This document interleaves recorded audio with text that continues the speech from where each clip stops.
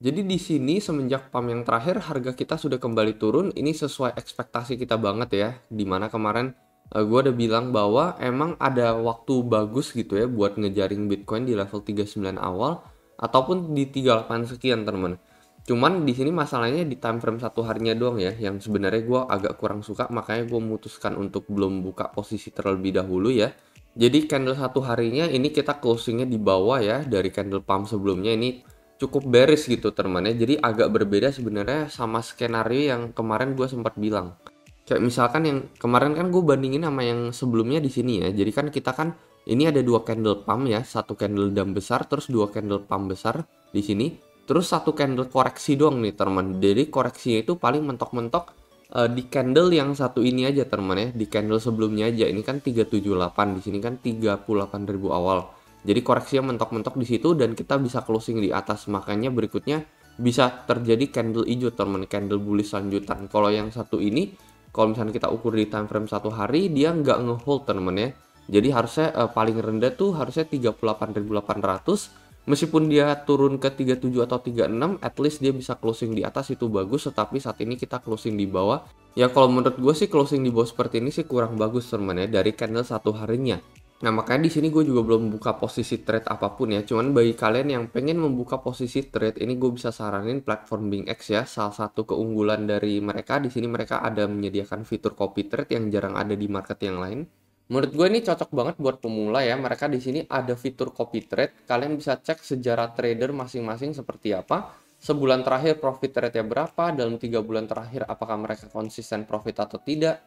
Jadi menurut gue cocok banget buat pemula. Selain itu bagi kalian yang sibuk kerja, nggak sempat mantengin grafik setiap saat, fitur copy trade ini sangat berguna teman. Karena kalau misalkan mereka buka posisi, kita bakalan keikutan, mereka tutup, kita juga bakalan keikutan. Jadi cukup tinggal deposit duit doang, lalu kita tinggal follow copy trader tersebut. Mungkin bagi teman-teman yang tertarik, kalian bisa langsung join BingX, linknya ada di deskripsi di bawah, teman-teman bisa langsung mendapatkan bonus sampai $120. Selain itu, kalian akan otomatis menjadi salah satu partisipan di dalam komisi trading yang rutin gue adakan ya. Biasanya gue giveaway senilai 7 juta rupiah cash ini. Selain itu juga sisanya ini rewardnya bisa mendapatkan trading bonus. Dan ini khusus hanya untuk referral gue aja. Selain itu khusus untuk referral yang menggunakan link gue, kalian akan mendapatkan bonus $20 kalau misalnya kalian deposit 100 USDT minimal di sini teman. Jadi untuk mendapatkan benefit-benefit tersebut ya, itu juga rutin gue adakan, nggak cuman sekali tetapi berulang kali ya, rutin biasanya tiap bulan. Kalian bisa langsung daftar aja menggunakan link khusus yang ada di deskripsi di bawah. Nah, jadi balik lagi ke grafik ya. Di sini kita bisa lihat satu pattern ya yang gue juga baru temukan di sini. Ini namanya pattern descending broadening wedge, teman.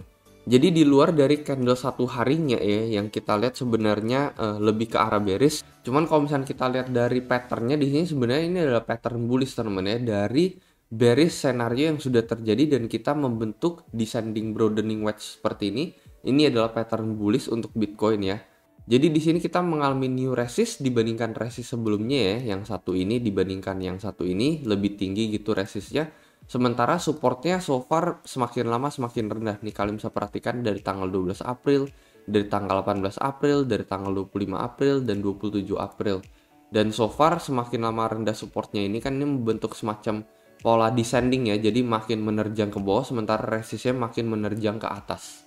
Dan ending dari pola ini ya, di sini gue bisa kasih kalian lihat contoh di sini broadening descending wedge ya dari hasil pattern bearish. Jadi setelah kita bearish di sini ya, kalian perhatikan kita makin lama resistnya makin naik teman, sementara supportnya makin lama makin rendah. Jadi hasilnya itu biasanya kecenderungan 70% nih adalah breakout teman ya. Jadi hasilnya adalah bullish teman, hasilnya adalah pattern breakout.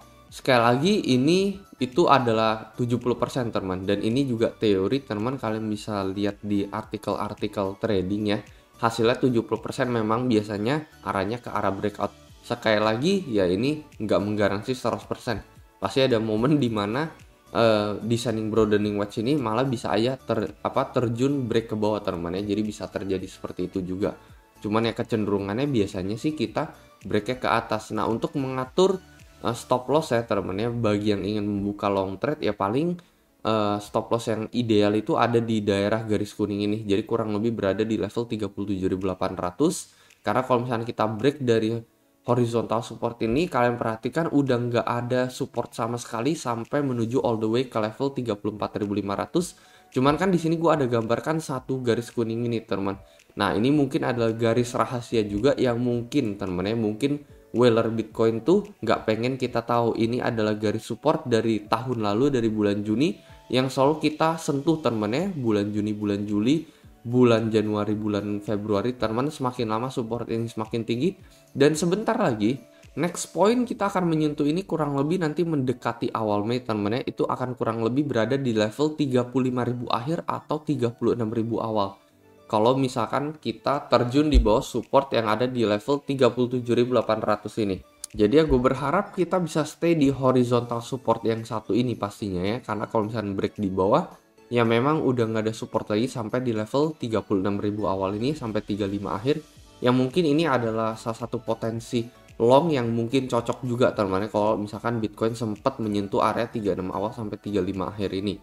Kalau saat ini ya ini nggak beda jauh sama support yang di level 37.8, jadi ini juga cocok buat long ya, karena stop lossnya itu nggak beda jauh. Jadi TP-nya itu kan bisa sampai ke arah breakout gitu ya, minimal ke level 45 ke atas, sementara SL-nya cuman risknya tuh cuman dikit gitu. Jadi risknya di sini tetapi TP-nya bisa sampai ke area atas, sama lah seperti contoh yang kita lihat di sini teman ya.